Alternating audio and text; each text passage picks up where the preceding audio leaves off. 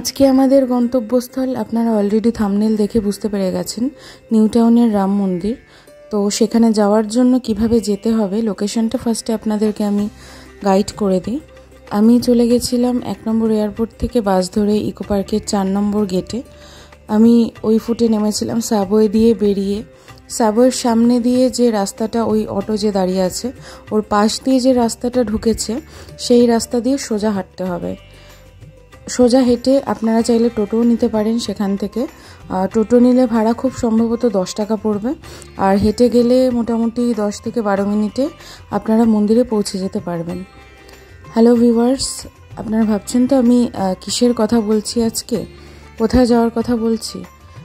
New টাউনের রাম মন্দিরের কথা বলছি, এবং তার থেকেও বিশেষ উল্লেখযোগ্য বিষয় আজকে আসতে চলেছে ভিডিওতে। সেটা হলো 151 ফুট উঁচু হনুমানজির মূর্তি, এবং এখনও পর্যন্ত কলকাতার বুকে সবথেকে উঁচু শিব মূর্তি। এটা হচ্ছে রাম মন্দিরের সবথেকে প্রধান এবং আকর্ষণীয় বিষয়বস্তু। তো চলুন যাওয়া যাক। প্রায় চলে এসেছি। রাস্তা ধরে এগিয়ে ওই যে দূর থেকে দেখা যাচ্ছে ওটাই হচ্ছে হনুমানজির মূর্তি। ওটা হচ্ছে ব্যাক সাইডটা। আমাদের আরেকটু ঘুরে সামনের দিক দিয়ে গিয়ে মন্দিরে ঢুকতে হবে। নিউ টাউন রাম মন্দির নাম হলেও পুরো মন্দির প্রাঙ্গণে কিন্তু অনেক দেবদেবীর মূর্তি রয়েছে। তো সেটা সব কিছু আপনাদেরকে দর্শন করাবো আজকে। তার জন্য সাথে থাকুন, পুরো ভিডিওটা স্কিপ না করে দেখতে থাকুন। চলে এসেছি রাম মন্দিরের সামনে। এটা হচ্ছে এন্ট্রান্স গেটটা। এন্ট্রান্স গেট দিয়ে ঢুকলেই ডান দিকে আপনারা ফার্স্টেই দেখতে পাবেন হনুমানজির মূর্তি, তো দেখতেই পাবেন। তার সামনে রয়েছে জটায়ু। জটায়ুর যে রামায়ণে উল্লেখ ছিল সে জটায়ুর একটা রেপ্লিকা, এবং তার ঠিক সামনে রয়েছে শ্রীরাম এবং লক্ষ্মণ জটায়ুর মৃত্যুর পর যে জটায়ুর দেহ সৎকার করছিল তারই একটি দৃশ্য মূর্তির মাধ্যমে সুন্দর করে ফুটিয়ে তোলা হয়েছে। রামায়ণে যখন রাবণ সীতাকে নিয়ে যাওয়ার সময় জটায়ু তাকে বাধা দিতে গেলে জটায়ুকে রাবণ হত্যা করেছিল, সেই দৃশ্যটা খুব সুন্দর করে ফুটিয়ে তোলা হয়েছে। আর তার থেকে কিছু দূরে এগুলেই দেখতে পাচ্ছেন রয়েছে সেই 151 ফুট উঁচু বজরংবলীর বিশাল মূর্তি। কি সুন্দর লাগছে দেখতে। বজরংবলীর মাথায় একটা গম্বুজ টাইপের ছোট্ট ঘর মতন করা আছে। খুব সম্ভবত ওটা কোনো উৎসব অনুষ্ঠানের দিন বজরংবলীর গায়ে জল ঢালতেই মনে হয় ওই ঘরটা তৈরি করা হয়েছে। আমি যদিও শিওর নই, হতে পারে। হনুমানজির মূর্তির সামনে যাওয়ার জন্য কোনো পথ নেই। ওই ব্যারিকেডের বাইরে থেকেই হনুমানজির মূর্তি দর্শন করতে হবে। আমার ডান দিকে ছিল জটায়ুর দৃশ্যপট, আর বাদিকে রয়েছে বেশ কিছু মূর্তি, যেমন হনুমানের মূর্তি রয়েছে এবং শ্রীরামের মূর্তি রয়েছে। এটা ঠিক কোন দৃশ্য সেটা আমি বুঝতে পারিনি। আপনারা যদি বুঝতে পারেন তাহলে অবশ্যই আমাকে কমেন্ট করে জানাবেন।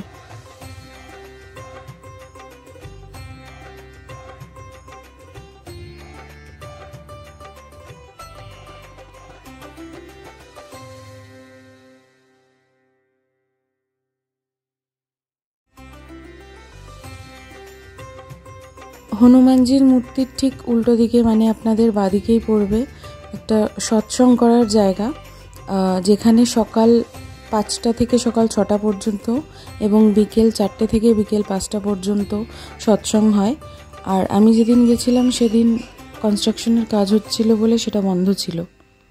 সামনের দিকে এগোলে ডান দিকে দুটো দোকানও আপনারা পেয়ে যাবেন। চাইলে এখান থেকে জিনিস কিনে পুজো দিতে পারেন। ফুল বা মিষ্টি সব কিছুই পাওয়া যায়, এবং বাইরেও মন্দিরের বাইরেও কিন্তু দোকান আছে, সেখান থেকেও জিনিস কিনে আপনারা পুজো দিতে পারেন। আর একটু এগোলে এই যে দেখতে পাচ্ছেন, এই যে রয়েছে শিব মূর্তি, যেটা আপনাদেরকে বলছিলাম কলকাতার এখনো পর্যন্ত সবথেকে উঁচু শিব মূর্তি।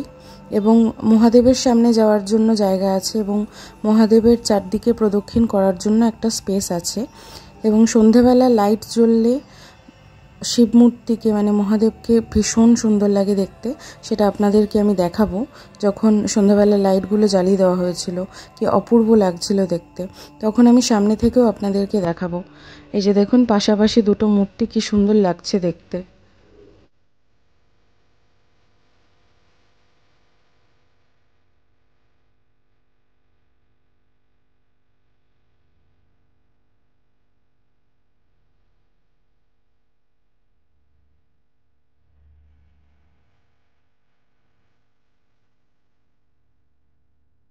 আরও সামনের দিকে এগোলে দেখতে পাবেন এইরকম একটা প্রবেশদ্বার রয়েছে।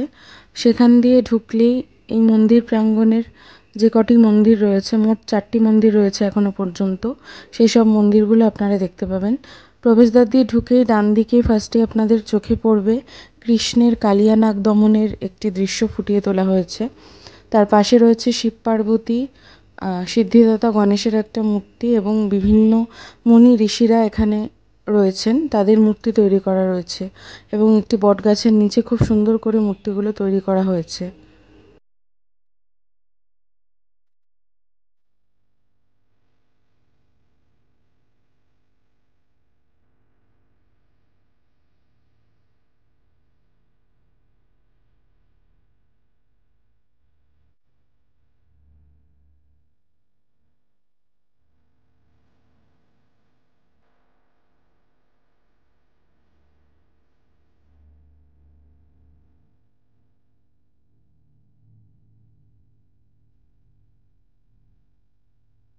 ঠিক তার পাশেই রয়েছে সূর্যদেব, যে তার রথে পরিভ্রমণ করেন।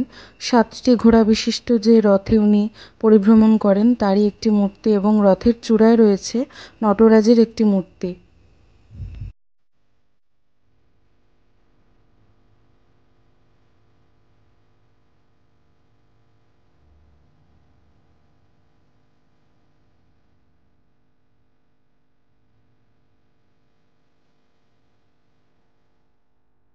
এই মন্দির প্রাঙ্গণে রয়েছে মোট 4টি মন্দির। কোনটা কী মন্দির সেটার পরিচয় আপনাদেরকে প্রথমে একটু বলে দিই। বাঁদিকে যেটা দেখতে পাচ্ছেন সাদা রঙের মন্দির রয়েছে, সেটা হচ্ছে খাটু শ্যামের মন্দির। ডান দিকে রথ, সূর্যদেবের রথ এবং মহাদেবের পাশে একটা ছোট্ট প্যাসেজ মতো রয়েছে, ওটা হচ্ছে রাম মন্দির।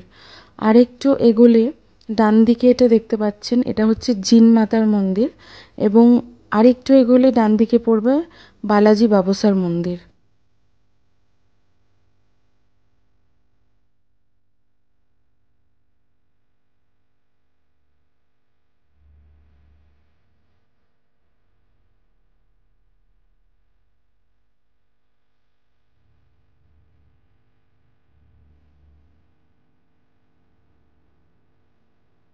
এটি হচ্ছে বালাজি বাবসার মন্দির।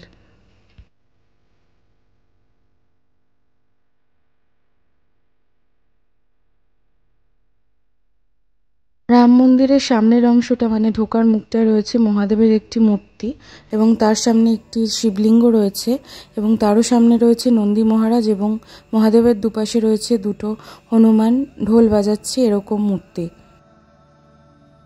রাম মন্দিরের ভিতরে প্রবেশ করতেই প্রথমে সিদ্ধিদাতা গণেশ, সেখান থেকে একটু এগোলে একটা শিবলিঙ্গ, সামনে নন্দী মহারাজ, ব্রহ্মা এবং সিদ্ধিদাতা গণেশের একটি মূর্তি চোখে পড়বে এবং কাচের দরজা দিয়ে ঘেরা রাধা মাধবের মূর্তি এবং ডান দিকে আরও বিভিন্ন দেবদেবীর মূর্তি আপনাদের চোখে পড়বে।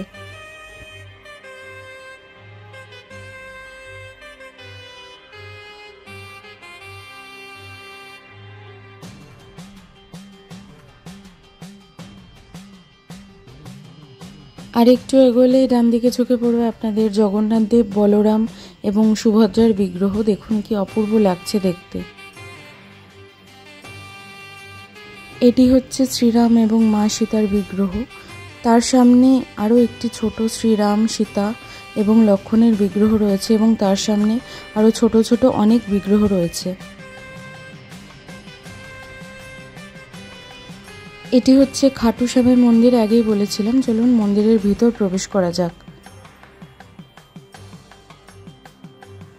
মন্দিরের ভিতরে প্রবেশ করতেই মন্দিরের উপরের দিকে তাকালে দেখতে পাবেন ভীষণ সুন্দর কারুকার্য করা সিলিং রয়েছে এবং একটু ভালো করে খেয়াল করলে দেখতে পাবেন সেই কারুকার্যগুলোতে রয়েছে কৃষ্ণের জন্মকালের বিভিন্ন রকম লীলা এবং সেগুলো খুব সুন্দর চিত্রের মাধ্যমে, মূর্তির মাধ্যমে ফুটিয়ে তোলা হয়েছে এবং তার পাশে রয়েছে অসংখ্য নকশা কাটা এবং ডিটেলিংটা অপূর্ব সুন্দর। লাইট মানে মাঝখানে ঝাড়বাতি থাকায় সেই দৃশ্যগুলো যেন আরও উজ্জ্বলিত হয়ে উঠেছে, এতটাই সুন্দর লাগছিল দেখতে।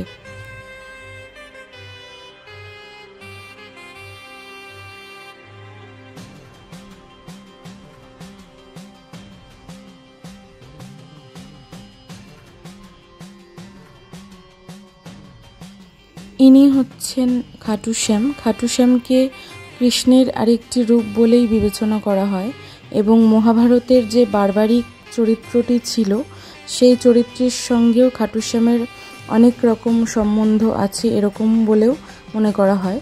তো যাই হোক, সেই খাটু শ্যামের মন্দিরের চারপাশে প্রদক্ষিণ করার জন্য একটা স্পেস রয়েছে, যথেষ্ট বড় স্পেসটা।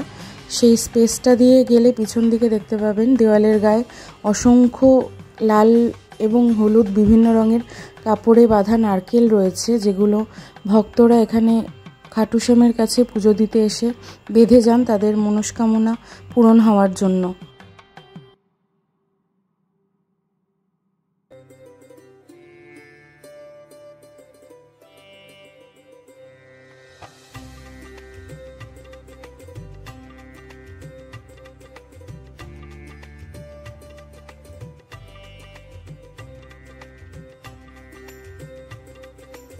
খাটু শ্যামের বাঁ পাশে রয়েছে একটি শ্বেত পাথরের বজরংবলীর মূর্তি এবং ডান পাশে রয়েছে একটি কোষ্ঠী পাথরের কৃষ্ণ এবং শ্বেত পাথরের রাধার মূর্তি। এবারে আমরা প্রবেশ করব জিনমাতার মন্দিরে।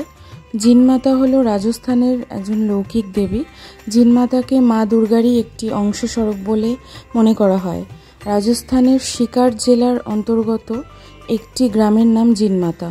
জিনমাতা দেবীকে উৎসর্গ করেই গ্রামটির নাম জিনমাতা রাখা হয়েছে এবং জিনমাতার অপর একটি নাম হলো জয়ন্তীমালা। জয়ন্তীমালা নামেও জিনমাতা দেবী পরিচিত।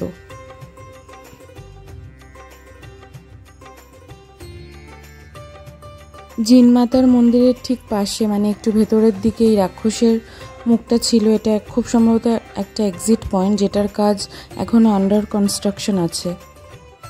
এটি হচ্ছে বালাজি বাবুসার মন্দির। বালাজি বাবুসা সম্বন্ধে অনেকেই জানেন না। বালাজি বাবুসা মনে করা হয় বজরংবলীরই একটি অবতার স্বরূপ। বালাজি বাবুসা প্রধান মন্দির রয়েছে রাজস্থানের চুরু শহরে। এই মন্দিরে বালাজি বাবুসার পাশে রয়েছে একটি পঞ্চমুখী হনুমান, বা পাশে এবং ডান দিকে রয়েছে মা শেরাওয়ালি এবং তারও পাশে একটি বড় শিবলিঙ্গ রয়েছে।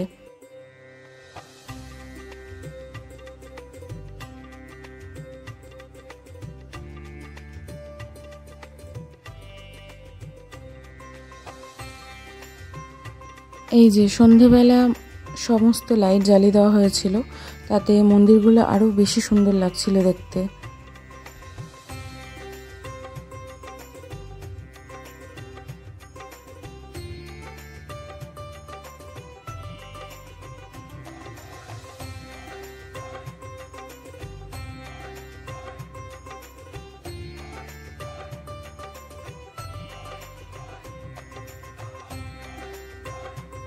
আপনাদেরকে আগেই বলেছিলাম যে সন্ধ্যাবেলা লাইটগুলো জ্বালানোর পর মহাদেবের সামনে আপনাদেরকে নিয়ে যাব দর্শন করাতে। তো লাইট জ্বালিয়ে দেওয়া হয়েছে, দেখতে পাচ্ছেন। তখনও যদিও দিনের সামান্য আলো ছিল, তবুও সন্ধে হয়ে গেছিল প্রায়, তাই লাইটগুলো জ্বালিয়ে দিয়েছিল। একদম সামনে থেকে দেখতে পাচ্ছেন মহাদেবের নিচে, মানে সামনের দিকটায় অনেক মূর্তি রয়েছে, যেমন সিদ্ধিদাতা গণেশ রয়েছে, কার্তিকের মূর্তি রয়েছে এবং আরও পাথরের উপর মহাদেব বসে আছেন। এরকম বহু সংখ্যক পাথর তৈরি করা রয়েছে এবং প্রত্যেকটি পাথরে রাম বলে লেখা আছে। এবং মহাদেবের পুরো চারদিকটা প্রদক্ষিণ করার জন্য একটা স্পেসও রয়েছে। সেখান দিয়ে প্রবেশ করলেই অনেক শিবলিঙ্গ আপনারা দেখতে পাবেন, যে পাথরের যে কাজগুলো করা আছে তার উপরে শিবলিঙ্গ রাখা। একটা গুহার মতো তার উপরে ছিল পঞ্চনাগ, মানে পঞ্চমণি বিশিষ্ট মাথা বিশিষ্ট নাগ, এবং প্রত্যেকটি কোনায় কোনায় প্রচুর শিবলিঙ্গ রয়েছে এবং প্রত্যেকটি পাথরে দেখতে পাচ্ছেন রাম রাম বলে লেখা রয়েছে।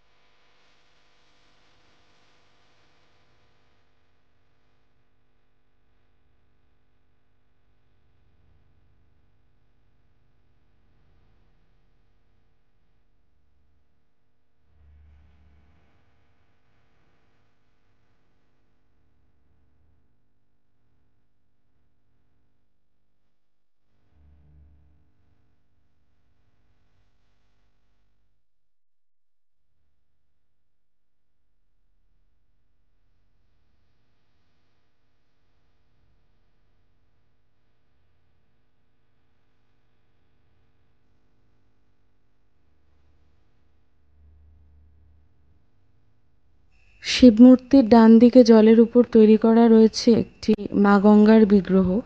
একটি মাছের উপর তিনি দাঁড়িয়ে রয়েছেন। দেখুন কি সুন্দর লাগছে দেখতে।